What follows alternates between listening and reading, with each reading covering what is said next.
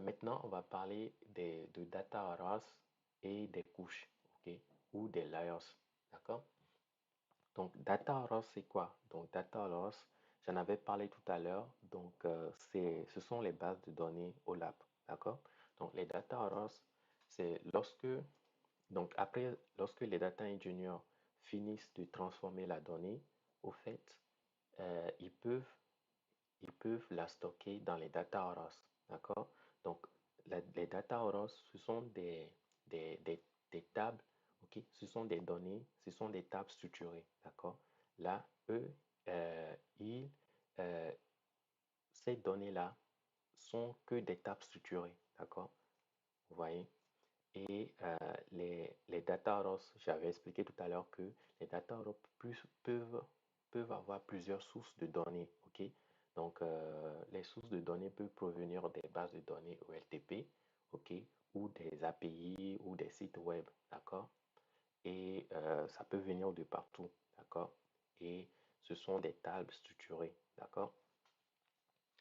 Euh, donc, la caractéristique, ce sont des tables structurées, ok? Des tables structurées, c'est des tables où on a des lignes et des colonnes, ok?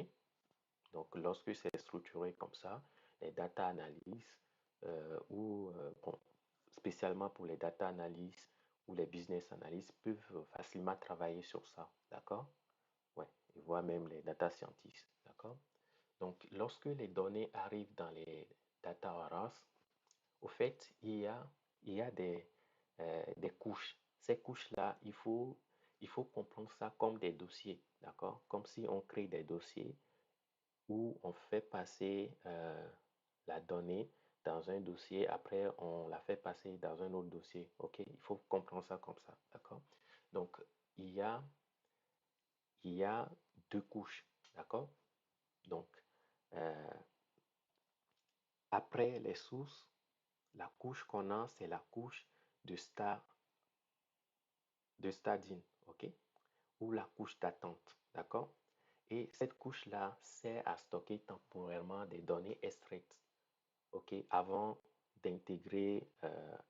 l'intégration finale, d'accord? Donc, la couche d'attente ou de staging, on peut la subdiviser en deux, d'accord?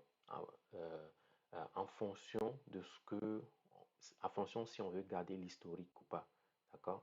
Je vais vous expliquer. Donc, lorsqu'on arrive au niveau de la couche de staging, il y a deux sous-couches, d'accord? Et la première couche, c'est la couche transitoire, d'accord? Ok? Ok. Donc, cette couche-là, bon, ça sert à stocker